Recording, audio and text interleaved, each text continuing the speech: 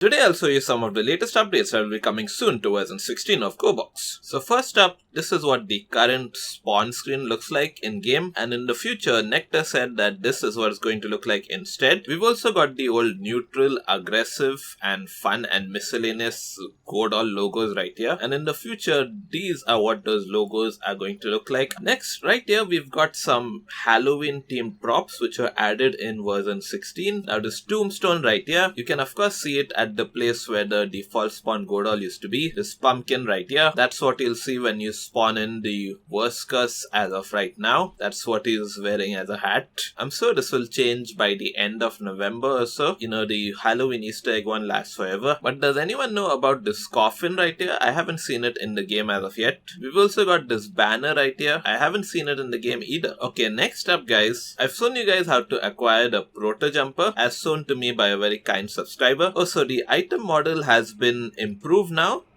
You can actually see it. You can't really interact with it though when you drop it onto the ground. I can't even grab it now. I'll have to enter in the command again. Let me reload the weapon. And yeah, so Gubza mentioned yesterday that the Proto-Jumper was originally supposed to be an impulse cannon type of weapon. So it would allow you to push props, Gorebox, players and basically anything physics based around. But after nothing was done with it, in the end Vandy repurposed it into a safe rocket jump like weapon. And he also tagged it as scrapped content, so I'm not sure if it's going to officially make its entry into version 16 or not, or if it's just going to continue to be available as a, secret weapon. But yeah, I don't have People Playground installed on my computer as of right now. But in case you're wondering what the impulse cannon would do, you'd basically fire it and it would just blow stuff away from you like this. So that would have been a pretty cool weapon to add into the game actually. Next, Gubza mentioned that he had teased weapon remodels for the MP5, M16 and a brand new weapon known as the RPL-20. But those weapon models, including the new weapon, were discarded later on since the models were beyond unusable in terms of optimization even after trying to fix them in Blender. But apparently the same modeler of those weapons has now become an unofficial part of the F2 team and has now modeled the new Remington 700 and even the extended and reduced magazines for the current weapons. Next, Gubza also mentioned that the propulsion joint was scrapped. It was supposed to give you a bigger forward boost when you jumped, and it would also allow for a faster B-hop. Next, GDev mentioned that they are preparing to heavily expand on Gorebox roleplay in December with a new map, jobs and jail time for criminals if caught. Next, I'm on the new Desert Bridge map. And from the Gorebox Diary Telegram channel, Sir Gerardo has mentioned that he'll make some proper catacombs in the Desert Bridge map. So, when you come around this part of the map and you look right here, we've got this little shed and we've got this open drain which you can go down to. And let me descend in here, and apparently this is just the beginning guys. It's not just some random storm drain. These are going to be like an entire catacombs down below the Desert Bridge map. Hopefully we'll see some dead bodies and stuff down here. Be sure to carry a stick though so that you can poke them with it. Next, Sir Gerardo mentioned that in the future it might be possible to attach at least 2 attachments at the same time to one weapon. For example, a grenade launcher and a bayonet, or an underbarrel shotgun and a laser sight. But he's not sure if that will actually happen. Also right now I'm gonna spawn in this M1911. I'm going to spawn in this 6x scope and I'm going to try and equip it for this pistol. And it says right here that this weapon doesn't support this attachment. I mean, obviously it's way too big for a pistol, right? And in the future, Sir Gerardo says that almost any weapon will be able to equip an attachment, scope, suppressor, larger magazine, etc. of any size, and a shield. I hope I'm understanding this translation correctly though. So now I'm on the new Polar 6 map, and right here we've got this little cabin, right? This ladder seems to be new. Was it there earlier? But anyway, what I was going to do was open this door and walk into the cabin, and oops, I can't walk into the cabin because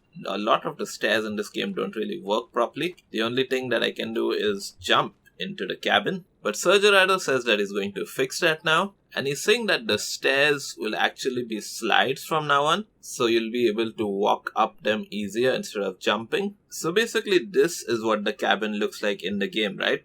But I think this is what the colliders are supposed to look like. So you can see how the stairs have changed. So the Godol will actually be able to walk up it now, because it's not going to be like a complicated thing for, I don't know, the foot mapping or something. I don't know anything about game development. Next, Gerardo mentioned that the construction kit that he is working on for Gorebox is not going to be implemented into the game, but I'm not sure if it will be implemented or not in the future. So these are some of the props that he had said for that.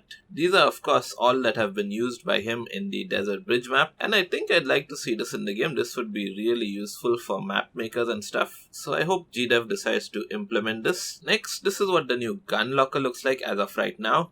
You can see that a weapon has been added into it right there. You can even add smaller weapons in there, and even large ones like this minigun. Next, Gerardo also said what it would look like when you attach multiple attachments to a single weapon.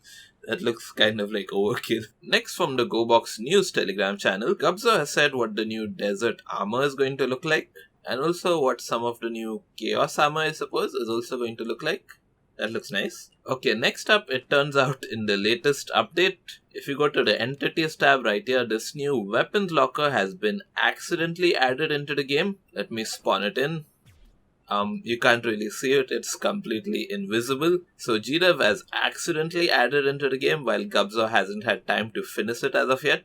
So right here, if I hover close to it, you can see that it says insert weapon in slot 1. And if I move around, we also have weapon slot 6 right here. Okay, I'm gonna equip a pistol and AK-47.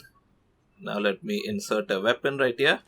There we go, the AK-47 is just hanging in the air, and so is the pistol. What about a melee weapon? Nope, it's not happening. Okay, I'll put something big like the Barrett M82. There we go. Now I'll put something like the RPG. Now how about the minigun? And oh guys, by the way, if you go to the heavy weapons tab, we've also got the Proto-Jumper right here. I was spawning it in with a command, but now it's in the game itself, but without the proper image. So let me insert that as well.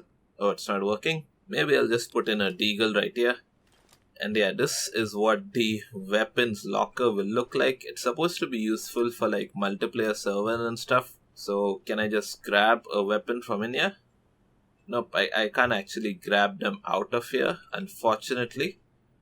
But yeah, you can insert the weapons right now for the time being. Click here to see the other updates that have come to version 16 of Gorebox. So that was it for this quick little video. I've been Jazif, you've been my audience. Thank you for watching, and goodbye.